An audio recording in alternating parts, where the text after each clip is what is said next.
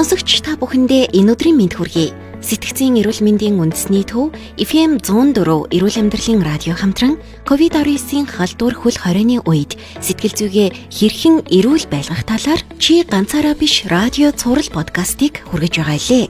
Энэ удаагийн дугаартаа дасгал хөдөлгөөн хооллолт, өдөр тутмын амьдрал, сэтгэл зүйд яг ямар нөлөө үзүүлдэг болох мөн шинэ эерэг дадал бий болгохын тулд ямар алхам хийх талаар зөвлөгөө хүргэхээр Монгол улсын авраг, дэлхийн хошин авраг, олон улсын хэмжээний мастер фитнес модель Ануухай болон сэтгцийн эрүүл мэндийн үндэсний төвийн сэтгэл заслын багийн эмч сэтгэл засалч Жавхлан нарыг зочноор урьж ярилцлаа. Сайн байцгаана уу бүх залуучуудтай энэ өдрийн мэндийг хүргэе. Фитнес модель Ануухай мэдчилж байна. Чи ганцаараа биш гээд радио цуврал подкаст байгаа. Тэгээ подкастын манаас шинэхэн дугаарын зочныг одоо урилгыг хүлээн авч ярилцлага гэж байгаа танд юуны өмнө баярлалаа. Тэгэхээр таны хувьд фитнесийн багш хийдэг. За дээрээс нь баг өдрийн ихэнх цагийг бол яг дасгал хөдөлгөөн хийж өнгөрүүлдэг байх. Тэгэхээр хэвийн хүний өдөр тутам одоо хийх ёстой тий шатах ёстой дасгал хөдөлгөөн гэдэг дээр ер нь суур ойлголт нь юу юм бэ? За ер нь ажлынхаа цаг завыг зохицуулж чад 7 хоногт ерөнхийдөө дунджаар 3 удаа фитнес явах зүгээр. За фитнест биш юмаа гэхэд ядаж өглөөдөө нэг ажил руу алхах явдаг ч юм уу тий. Эсвэл юм дулаахан байх зүүнний улиралд дугуйдаг ч юм уу. За тиймэрхүү байдлаар эхний ээлжинд дасгал хөдөлгөөнийг амьдралынхаа нэг юм аягт оруулж болно. Үнэхээр завгүй хүмүүс бол бас гэртээ хөнгөн дасгалууд бас хийж болдог. Тэгээ ер нь нэг аливаа зүйлийг нэг амар нушаал хүн дээр хүлээж аваад тий фитнес явна гэхлээр л нэг амар дахиад нэг тусдаа нэг ажил гарч ирэх юм шиг ойлгоод нь шүү дээ. Тийм байхгүй. Айгу энгийнээр хүлээж авбал хүмүүст өөрсөнд нь их амар тусна гэх юм уу? Таны хувьд ер нь COVID-19 гарснаас хойш өдөр тутмын амьдралд чинь хэр өөрчлөлт нөлөө гарсан бэ? Нөх амар хүмүүс шиг бидээ хэцүү байсан ч юм уу, муухай байсан ч юм уу байгаа ч юм байхгүй. Харин ч ер нь нөгөө зөв санагдаж байгаа. Одоо хүмүүс ч яг нэг ийм шалгуураар жишээлбэл найз нөхдөд таньж байна те бенсийг явж бол бизнесийн хамтрагч нарыг таньж байна. За тамирчдын хувьд бол бас энэ жил айгуу сайхан амарч байна. Нөгөө жил болгон тэмцэнтэй би тэмцээний бэлтгэл хэлээд гэсэн бол бас бид нар сайхан амраал авч штэ. Эхний нэг сараас хоошоо сая хөл орой бас те тавигдтал бас бид нар бэлтгэлээ бас зааланд хайж чадахгүй үед байсан. Тэр үед нь зохицуулаад бас гэртээ гадаа солиод бас хийгээл явсан.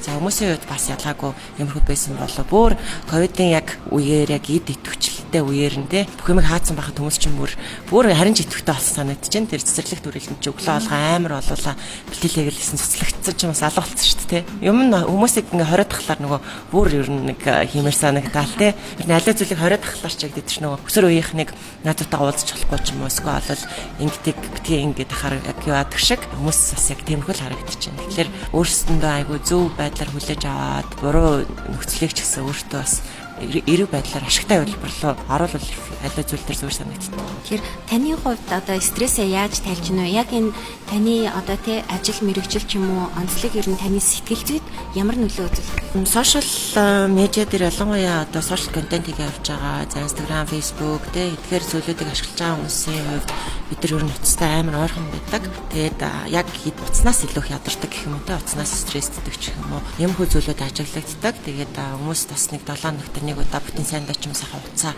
оролдохгүй нэг өдөр амархыг хичээгээр гэж их зөвлөдөг. Ер нь бол энэ телевиз дээрс нэм дэлгэц тэр бол нэлээд хүнийг их ядраадаг, нүд чинь их ядардаг юм лээ. Оронд нь ийм гоё подкаст энэ төр сонсч иж бас их гоё стресстэй айлдаа шүү дээ. Ер нь гоё унтахтаа ер нь ингээд нэг подкаст сонсоод унтдаг. Тэгэхээр айгүй сайхан тавшаад хүмүүсийн гоё үнэтэй зөвлөгөө аваад тэр их сүүлийн үед их гоё санагдаж байгаа. Одоо ингээд сэтгэл зүйч нартай ярилцахаар бас яг тэгж зөвлөдөг байхгүй.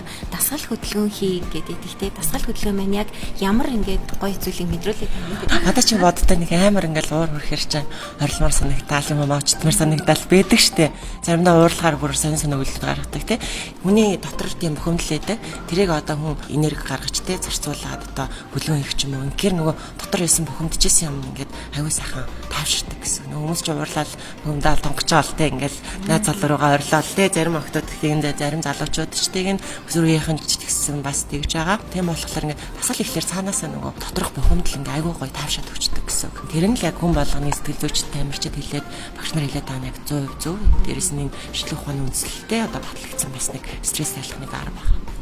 Хооллолтын хувьд өдөр тутамдаа ямар хоол хүнсийг ер нь хэрэглүүл зүгээр вэ тий? Дасгал хөдөлгөөнтэй оршуулаад за магадгүй үнэхээр ингээд заалан дээрээ дасгал хийх боломжгүй хүмүүсийн хувьд ч юм уу ер нь өдөр тутмын амьдралдаа юу хөвшүүлвэл зүгээр вэ? За дөрөвний хийснээр бас нөгөө амар нуршаад авах хэрэггүй. Бас эрүүл зүйн хоолт гэхэлэр нэг техник зүйж машин ногооны салаад нэг алим ч юм уу энэ бол эрүүл зүйн хоолт бол биш. За дээрэс нь монголчууд одоо таардаг өөрсөнд нь таарсан үндэстнийх нь тий соёл. За тэр хоолны соёлтой холбоотой тэр өөрснөө таарсан хоолносыг одоо зөвсөлж тааруулж сонгож хэрэглэж явах хэрэгтэй. Тэрнээс одоо ингээд Сингапурт ч юм уу, Таиланд ч юм уу тийм дулаан урамсгалтай байдаг газрын хүмүүс шиг бас ингээд хөнгөн хооллоод ивэл бас их тохиромжгүй.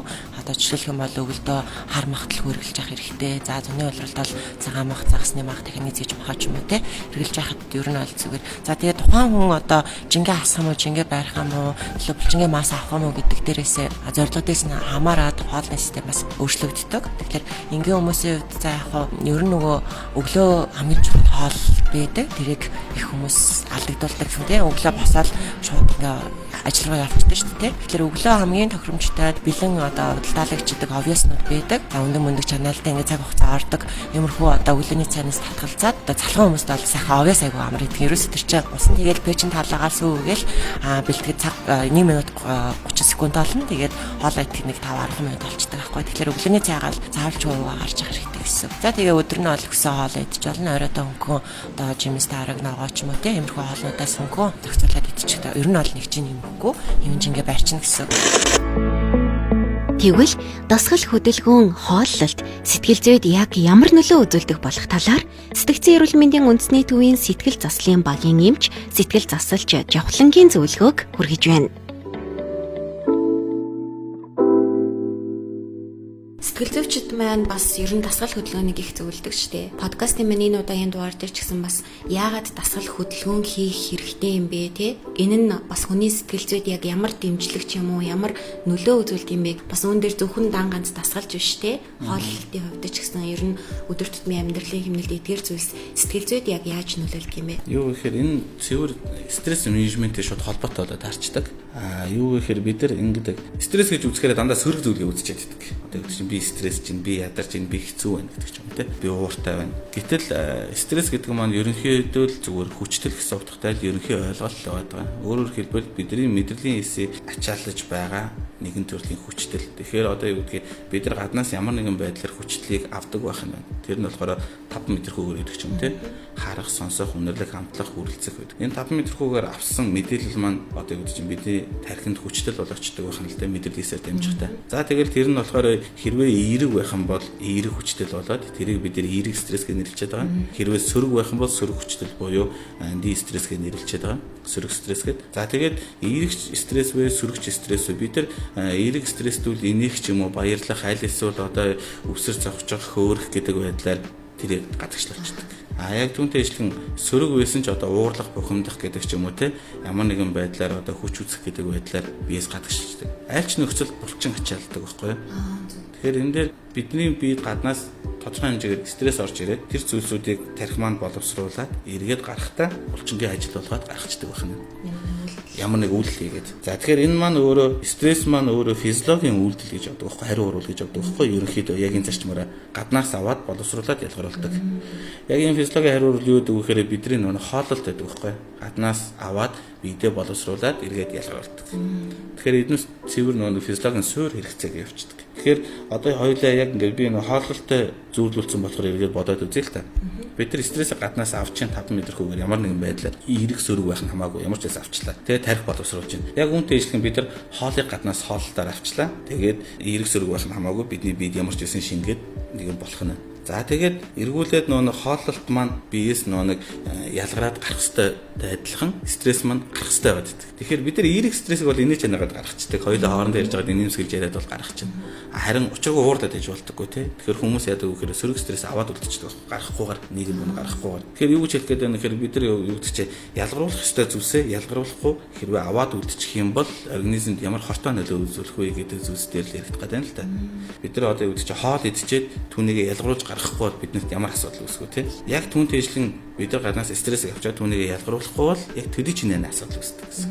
Тэгэхээр яг үүнтэй ижилхэн байдаг учраас стрессийг ямар нэгэн байдлаар гаргахгүй бол бид асуудал үүснэ. За тэгэл нөгөө нэг хүн болгоно энэ одоо нөгөө хэвлэл мэдээлэл болон интернетээр бүгдийг хайж болно шүү дээ. Стресслүүд ямар асуудал үүсгүй. Бүх асуудал үүснэ ерөнхийдөө. Тэгээд аль ч нөхцөл булчингийн хүчлэлээр гадагшилж байгаа учраас бид нар баярлсан ч, бухимдсан ч ялгаагүй булчин чанардаг. Тэгэхээр бүгдийн стресс менежментийн гол зорилго нь юу гэхээр бүгдийн булчингийн хүчлэг гардаг учраас бүгдийн ямар нэгэн өөр үйлдэл хийгээч гаргаж иж болдог байхгүй. Булчин л ачаалжвал гарчна гэсэн. Тэгэхээр одоо юу гэдэг чинь бид нар ууралсан үед одоо нэг уурс үед ашигтай тийм хүчтэл бас гаргадаг байхan л үйлдэл хийдэг байхan л тийм. Тэрний юу гэдэг вэ гэхээр хүмүүс нэг уурлахаараа нэг гэрээ цэвэрлэхээр тавьширчдаг ч юм уу тийм. Айл эсвэл нэг хувц ундраа угаагаал тийм. Тиймэрхүү байлаа. Зарим ч яг нэг аяг тав шидэд бол тавьширдаг байж болох юм. Гэхдээ ер нь одоо юу гэдэг чинь бидний баг байхын л нэг яаж иж аваад гэрээ цэвэрлээд ч юм уу мэдрүүлгэн дээр хувцуугаад ч юм уу тийм. Гарчдаг байсан. Тэгэхээр яг ямар нэгэн бод дээр ажил болгоод гаргачвал гарчна.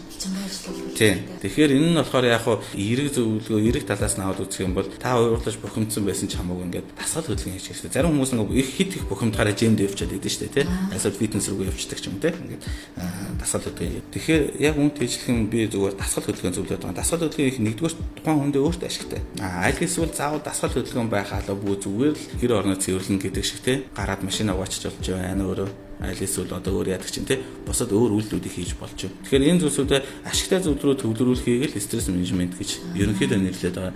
Тэгэхээр хэрвээ түргэн хугацаанд бохимдаа түргэн хугацаанд тавьширдаг хүмүүсүүд ч байдаг шүү дээ те.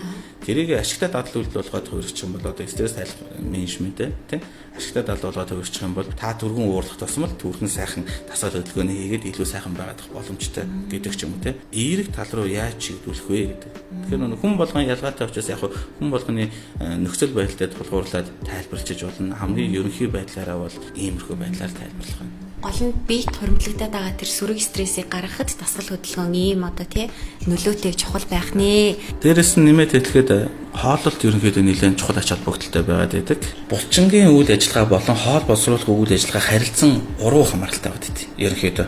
Өөрөөр хэлбэл бид нар амьдралаар мэдэгддэг шүү дээ. Хоол идсэний дараа нэг тийм хөдөлмөргүй санагдаад ч юм уу тий. Одоо лацсан гэж яриад байдаг шүү дээ. Хөдлөөд аль эсвэл одоо хоол идсэний дараа нойр хүрдэг гэдэг ч юм уу те. Энэ маань өөрөө хоол идэх нойр одоо юу гэдэг чинь нэг мэдрэлийн системээр ачаалж идэг учраас нэг хамааралтай болж таарах гэдэг. Харин булчингийн үйл ажиллагаатай бол уруу хамааралтай болж таарах гэдэг. Тэгэхээр бид нар юу гэдэг чинь яг эд хөдөлмөрж ачаалж байгаа үедээ бол өлсгөө мартцсан ачаалж идэг шүү дээ. Ажлаа хийж идэг гэдэг ч юм уу. Тэгэхээр нэг талаараа бол тогтмол цагт хооллох нь тухайн булчин гэдэг ч юм уу те бие организмыг тогтмол цагт амраахтай яг адилхан үр дүн үзүүлж идэг. Тэгэхээр би одоо хоолны мэрэгчлэлтэн биш учраас тийм хоол, ийм хоол гэдэг ч юм уу те аль эсвэл тий их бага хэмжээ би ерөөсөө ярихгүй зүгээр хоол маань өөрөө тогтмол цагт байх тусмаа илүү үр дүнтэй байдаг. Тэгэхгүй нэг босон суун яван хооллдог хүмүүс байдаг те. Сансан үедээ л. Тий. Энэ маань өөрөө хөдөлгөөний үйл ажиллагаа буюу булчингийн ачаалтайгаа ч гэсэн уруу хамааралтай байдаг учраас эмх замбрааг болгоод идэг. Тэгэхээр юу гэдэг чинь босон суун хоол иддэг хүн 1000 дасгал хийсэн ч турахгүй гэж хэлэх гээд байхгүй шолоог хэлгээд тий. Тэгэхээр юу гэдэг чинь энэ балансыг тайвшруулна гэсэн бид нар нэг тодорхой хэмжээний дасгал хөдөлгөөн хийх гэсэн нэг тогтмол цагт өглөө оройдоо гэдэг ч юм уу тий хийж явах хэрэгтэй гэдэг шиг яг үүнтэй ижилхэн хоолтыг ч гэсэн аль болох тогтмол цагт байвал илүү үр дүнтэй байдаг шүү. Энэ хоёр чинь уруу хамааралтай байдаг учраас хит ачаалж явах үедээ хит ихээр идэх нь өөрөө шууд сөрөг талыг үүсгдэг шүү гэдгийг л тайлбарлах гэдэг юм л та. Сүрэг зан үйл, хорт зуршилд автах байдал ихсэж байгаа талаар эмч мэрэгчлэтнүүд хэлж байгаа юм. Тэгвэл та сүрэг зан үйлээсээ татгалзаж, харин амьдралдаа шинэ эерэг дадал бий болохын тулд ямар алхам хийх хэрэгтэй вэ? Хувьтай холбоотой гадагшаага нийгэм рүүгээ харьцаж байгаа харьцаа. Энэ чинь таны мэдгүй юм байж болно, эсвэл стресс менежмент юм байж болно. Энэ бүх зүйлсүүд тодорхой хэмжээгээр хязгаарлагдчихж байгаа учраас энэ нөгөө хувь хүндээ ямар нэгэн байдлаар өөрөөс одоо гэдэг чинь дотроос тухайн мэдрэгдээд байна гэсэн одоо гэдэг чинь ямар нэг юм хийхгүй болохгүй юм шиг санагдаад гэдэг ч юм уу те. Нэг гарч орчмоор ч юм шиг санагдаад. Тэр утгаараа зүгээр альва хийж байгаа үйлдэлүүд маань тэр дотроо л хүмүүс ангилчаад байна л да. Сайн муу одоо болохгүй гэдэг ч юм уу те. Гэдэг зүйлсээр хөвчлээ ангилчаад байна. Тэгэхээр яг сайн муу гэхээсээ илүү зүгээр тухайн хүмүүс маань өөрийнхөө хязгаарлагдмал орон зайд гэж хэлэх юм уу да тий. Яалтчгүй л эн чинь дэлхийд даяараа юм болчиход байгаа учраас энэ нөхцөл хийж болох бусад одоо юу гэдэг чи үйлдэл зан төлөв гэдэг ч юм тий. Тэр зүйлсүүдийг өөрсөндөө хөвшүүлвэл яасан бэ? Тэрийг нэг ялган салган дүгнээд гэдэг ч юм уу тий. Тодорхой ярилцж агаад гэр бүлийн хэмжээнд байдаг ч юм уу те найз нөхдийн хэмжээнд ялган салган дүгнээд өөр дадал зуршил өөр ямар нэгэн хөвшил гэдэг ч юм уу те зарим хүмүүсийн бүр ажилд солигдож явах шиг байна шүү дээ те. Ийм байдлуудаар шийдэх аргачлалуудыг олоход яг хүн болгонд л тулгамж байгаа асуудал байгаа. Харин хийж байгаа үйлдэлүүд маань хэрхэн цаашаа үр өгөөжтэй. Энд ч одоо насан туршдаа дандаа ингээд карантинд байна гэсэн үг бол байхгүй шүү дээ. Тэгэхээр цаашдаа тэр маань өөр хэр үр өгөөжтэй байх уу гэдэг ч юм. Тэр талаас нь харж үзээд жоохон алсын хараатай гэдэг ч юм уу те. Жоохон улс уртай дүнэлт хийчих юм бол хүн болгоно л эргээр зүгээр сэтгэх байх гэж бодож байна. Анхны тэр одоо те шин дадлыг бий болгох алхам нь юу байх вэ? За нэгдүгээрт бид бүхэн аюу гоё шин дадлыг бодоод олчдгийг хөдлөх хэрэгтэй, фитнест явах хэрэгтэй, магадгүй зүгээр гэрээрээ ямар нэгэн дасгал хөдөлгөөн хийх хэрэгтэй гэдэг ч юм уу те. Воркаут гэдэг ч юм уу, бусад йог бэлтгэлийн дасгалууд байдаг ч юм уу. Гэвч нөгөө бид нар өөртөө яг аливаа зүйлийг хийхдээ яг нөгөө бид нар ресторанд ороод хоол захиалахтай яг бүтэн болцсон одоо өөрхөн хүсэж байгаа хоолыг захиалж байгаа дэжлэн өөрөөсөө яг тийм үр дүн хүсэж идэг. Гэвч нөгөө хоол болох хугацаа маань өөрөө одоо юу гэдэг чинь те бэлтцээс эхлээд нэлийн хугацаа зарцуулна шүү дээ. Тэр хугацааг тооцоолохгүйгээр өөрөөсөө айгүй том үр дүн шаардаад идэг. Гэтэл нөгөө бидний бие организм маань одоо юу гэдэг чинь гів гинт одоо өндөр үр дүн гарах үс байдлаар ачаалж чадахгүй учраас түүндээ айгүй амархан шантрах, туйлдах гэдэг ч юм те залхах гэдэг байдлууд үүсээд тэрийг орхичод идэг. Хүмүүс нэг сар 2 сар аль эсвэл хагас жил ч юм уу бүр ингээ хичээж гүрий шийж байгаа л тэгээд дадлуулахгүй орхигдчод идэг. Тэгэхээр нэгдүгээрт хэрхэн яаж дадлуулах вэ гэдэг зүйлсүүд байгаа. Хүний биед яг хуу физиологийн хувьд гэх юм уу одоо тухайн нөхцөл байдлын хувьд аливаа зүйл дадал болоход өдрийн хувьд нэг зүйл 6-аас олон удаа хийхэд нэг тодорхой хэмжээний тухайн зүйлийг хийдэг шүү гэдэг анхны дүгнэлт ороод ирдэг. Ер нь бол давтан хийгээд хад. За тэгэхээр нэг өдөртөө тухайн зүйлийг одоо юу гэдэг чинь багада нэг бүтэн дасгал байдаг ч юм уу те нэг воркаут хийдэг ч юм уу аль эсвэл нэгэн төрлийн одоо дасгал хийж яхад түүнийг 6-аас олон удаа хийж хөвших байдаг ч юм уу те энэ зүйлээс эхэлдэг. Хоёрдугаарт тухайн зүйл маань одоо юу гэдэг чинь өдөр хоногоор хэмжигдэх юм бол доор хаяж 45 хоногоос багахгүй хугацаанд хийж байж одоо юу гэдэг чинь түн одоо амьдралын нэг хөвшил болж байна гэдэг ухагтхан бие махбод одоо хүний сэтгэхүйд суудаг гэх юм уу. Тэгэхээр одоо яг үүнтэй улбалаад одоо юу гэдэг чинь жолооны курс бусад сургууль дамжаа ихэнхэн дандаа 40-с дээш хоног гэж заагдаж байдаг. Энэ нь болохоор цэвэр дадал үүсгэх хугацаа юм л та. Тэгэхээр дадал хийхэд бол иймэрхүү хугацаа ихний эзэн зарцуулдаг байх нэ. Хоёрдугаарт түрүүний ярьжсэн шиг гинт огцом одоо том үр дүн өөрөөсөө хүсгүйгээр тухайн үйлдэлийг ядаж эхлүүлдэг тийм л одоо дадлыг л өөртөө суулгах хэрэгтэй байгаад байдаг. Жишээ нь бид нар одоо аливаа дасгалыг ихтэй одоо гараад нэг байр тойроод гүйе гэдэг ч юм уу те тэгж хийх гэж байгаа бол адаглаа зүгээр өглөө эрт босоод тэгээд нэг гүүх нэг бэлтгэлийн хувцас өмсөөд гэдэг ч юм те тэгээд нэг гэрээсээ гараад орчих нь хангалттай үр дүн байхгүй юу. Яагаад вэ гэхээр заавал гүүх алаа бөгөө ерөнхийдөө нэг өдөртөө нэг тийм үйлдэл хийчихэд байна гэсэн үг. Тэр үйлдэл маань олон дахин давтагдах тусам айжмаар нэмэгдээд явдаг. Одоо юу гэдэг чинь хүн болгон өглөө гэрээсээ гараад явхад одоо юу гэдэг чинь зүгээр гадаагаараа зогсохын орон за ядаж нэг тойроод нэг алхачээ та гэдэг ч юм уу те. За одоо нэг шогшчээ та гэдэг ч юм ингээ баг багаар үйлдэл нэмдэг байх нь. Тэгэхгүй бид нар гарангуудаа одоо нэг 10 тойрч гэдэг ч юм те. Эсвэл километр гүйчээ гэдэг. Энэ маань өөрөө айгүй том ачаалал болоод ороод ирдэг. Тэгэхээр тэр ачаалаасаа болоод шантрах гад байдаг. Тэгэхээр энэ байдлыг бууруулахын тулд аливаа зүйл ингээд баг багаас эхлүүл шат чатаар алхамаас эхлүүлвэл бид нар болохоор одоо юу гэдгийг нэг дасгал хийхдээ нэг 30 секундын дасгал хийчихэд нэг хөлтөө хийсэнгүү гэдэг ч юм уу те.